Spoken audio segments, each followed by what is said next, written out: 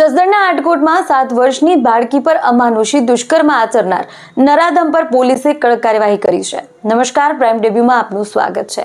આરોપી રામસિંહ ભાગવાનો પ્રયત્ન કરી રહ્યો હતો અને પોલીસે પકડી પાડવા જતા તે પોલીસ પર હુમલો કર્યો, જેના કારણે સ્વબચાવમાં પોલીસે 2 રાઉન્ડ ફાયરિંગ કર્યું। ગોળી તેના બંને પગમાં લાગી અને તેને રાજકોટ હોસ્પિટલમાં ખસેડાયો। બાળકીની હાલત સુધરી રહી છે અને તે સારવાર હેઠળ છે। તપાસ દરમિયાન જાણવા મળ્યું કે આરોપીએ લોખંડના સળિયાથી ક્રૂરતા આચરી હતી।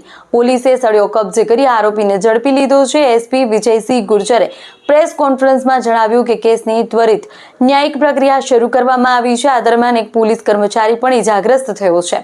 બીજી તરફ અમદાવાદમાં પણ બળાત્કારના આરોપી મોઇનુદ્દીને કસ્ટડીમાંથી ભાગવાનો પ્રયાસ કરતા પોલીસે તેના પગમાં ગોળી મારી હતી। સીન રિક્રિએશન્સ દરમિયાન તેણે પીઆઈ પાસેથી હથિયાર છીનવવાનો પ્રયાસ કર્યો હતો અને બંને કેસોમાં આરોપીઓને સારવાર માટે હોસ્પિટલ ખસેડાયા છે।